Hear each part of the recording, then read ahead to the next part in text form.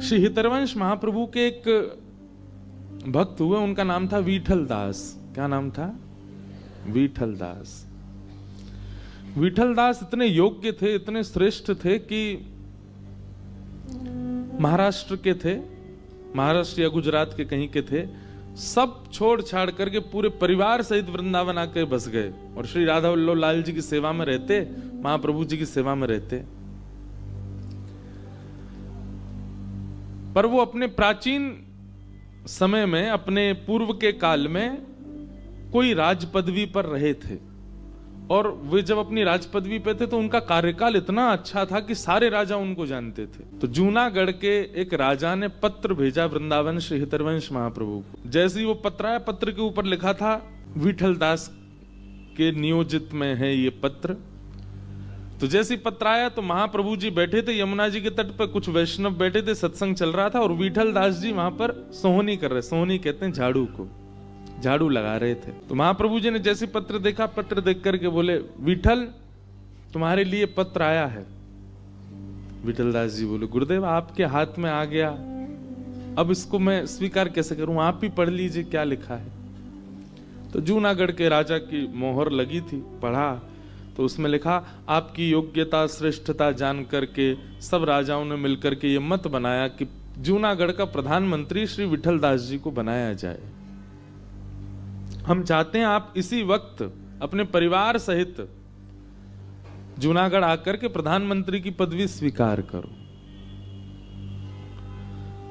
अब ये बात सुन के कौन प्रसन्न नहीं होगा, लेकिन जैसे ये बात कही गई विठल दास जी मूर्छित हो गए, वहीं मूर्छा आ गई, चरणों में जाकर के गिर गए। बोले, भगवान मैं वृंदावन के बगैर एक क्षण नहीं रह सकता, मैं अपने गुरुदेव को देखे बिना, राधा वल्लभ लाल जी के दर्शन के बगैर एक क्षण नहीं रह सकता। तो श्री विठल दास जी मूर्छित हो गए, बोले मुझे नहीं जाना, मुझे नहीं जाना है। तब हितरवंश महाप्रभु ने कहा, बहुत अच्छी बात, एक बहुत अच्छा सूत्र।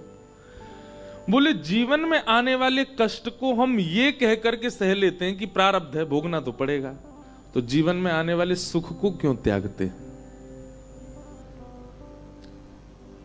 जब आने वाले कष्ट को हम भगवत इच्छा मानते हैं तो आने वाले सुख को भी भगवत इच्छा मान करके स्वीकार करना चाहिए। विठल दास, तुम उत्साहित नहीं हो, तुम उछल नहीं रहे हो, पर भगवत इच्छा इसको मानो कि वो चाहते हैं कि तुम उसको प्रधानमंत्री पद को स्वीकार करो। विठल दास जी चरणों में गिर गए, बोले भगवान मैं वृंदावन के बगैर नहीं रह पाऊंगा, इसका क्या करूं मैं। तब हितरवंश महाप्रभु ने सिर पर हाथ फेर दिया, बोले तुम जहां देखोगे वहीं वृंदावन प्रकट हो जाएगा।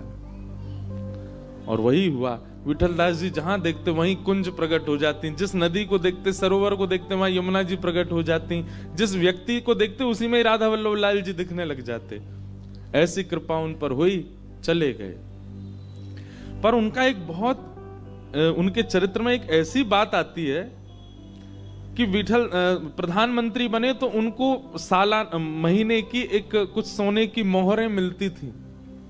उन मोहरों से वो क्या करते थे, पहले बार जब उनको कुछ मोहरें मिली, उन मोहरों से उन्होंने असंख्य घोड़े खरीदे और असंख्य घोड़े खरीद करके जूनागढ़ से वृंदावन के बीच में उन घोड़ों को लगा दिया। घोड़ों के ऊपर एक एक व्यक्ति, और उनका काम क्या है, नित्य राधा वल्लभ लाल जी का जो राजभोग लगता है उस राजभोग को हितरवंश महाप्रभु पाते हैं। फिर महाप्रभु जी के बाद जो प्रसादी बनती है, वृंदावन से जूनागढ़ नित्य पहुंचाने की सेवा लगा दी उन घोड़ों की। और इन्हीं घोड़ों के व्यय में, घोड़ चालकों के व्यय में सारी अपनी दक्षिणा लुटा देते कि नित्य वृंदावन से मुझे केवल मेरा राधा वल्लभ जी का प्रसाद मिले। ऐसे श्री विठल दास।